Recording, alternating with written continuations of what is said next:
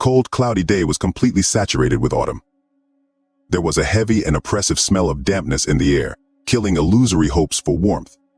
Gusts of wind continually swayed the branches of the oak tree standing on the top of the hill. It was a mighty and spreading tree. It was the only one holding the leaf on its branch with its last strength, trying at all costs to preserve the last drop of life.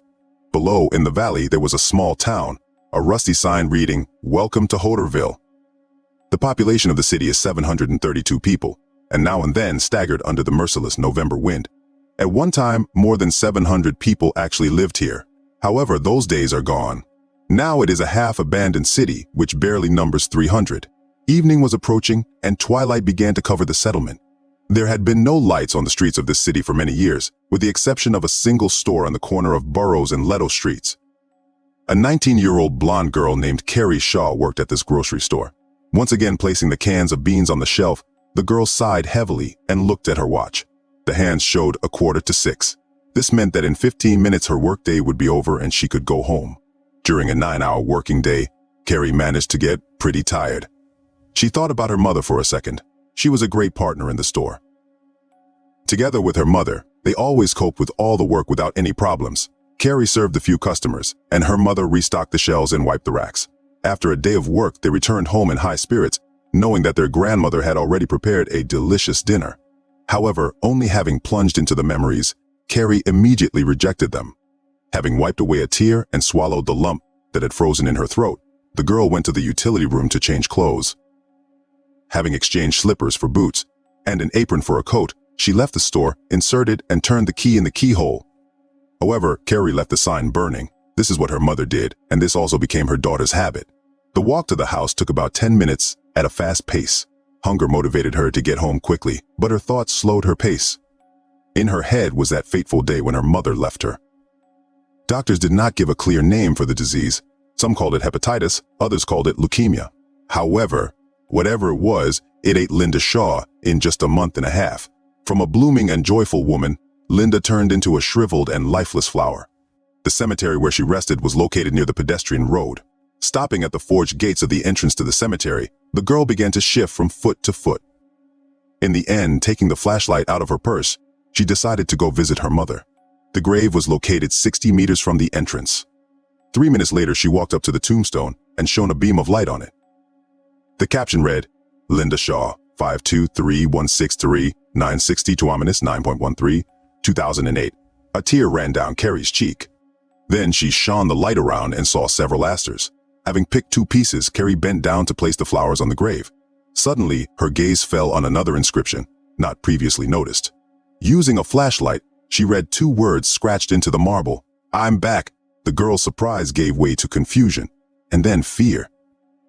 Rising from her knees, Carrie hastily turned around and left the cemetery. Within 3 minutes, she ran into the house, latched the door, and fell to the floor. She was shaking. Trying to relieve stress, the girl went to the bathroom to take a hot shower. My grandmother was sitting in an armchair in the living room. There was a TV in front of Granny, so she sat with her back to the entrance to the room. Carrie greeted her, but she did not answer. The thought flashed through my head. He's sleeping. Going up to the bathroom on the second floor, the girl turned the handle of the faucet, and hot water began to fill the cast iron container. After 5 minutes, the bath was filled. Taking off her clothes, Carrie slowly lay down in the water. Warmth spread throughout my body, and my eyes began to close on their own. Unable to fight fatigue, the girl closed her eyes and fell asleep. 4 hours later, Carrie woke up to thunder outside. A flash of lightning cut through the sky, and thunder added power to it. The water had cooled down and even became slightly cold, but that was not the point. There was no light on in the bathroom.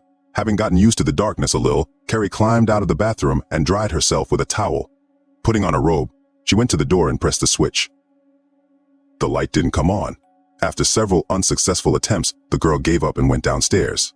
Going down to the first floor, she heard the noise of the TV. It's strange, Carrie thought. There is no light, but the TV is working. Its light illuminated the clock, which showed almost 11 at night. Grandma usually went to bed at 9, but she still sat motionless in the chair. Carrie called out to her, but there was only silence in response. Walking up to the chair, she put her hand on her grandmother's shoulder and turned to face her. However, at the same moment, she flew away from the chair with a scream. Blood flowed from Grandma's mouth. Her eyes were rolled up, and a phrase that Carrie had seen just a few hours ago in the cemetery was scratched in blood on her forehead. Frozen in horror, the girl lay on the floor and could not move. Then, having overcome her fear, she rushed to the phone by the window to call.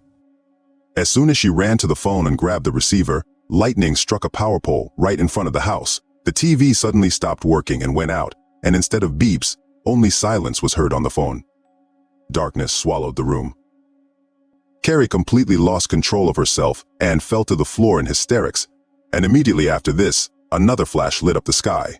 It only lasted a split second, but Carrie's heart stopped at what he saw. Linda was looking at her outside the window, smiling ominously. Through the open window, 2 words could be heard, which she whispered nonstop. And then, she smashed the windows with her head and crawled into the room. And somewhere there, at the top of the hill, the wind blew the last leaf from the oak tree.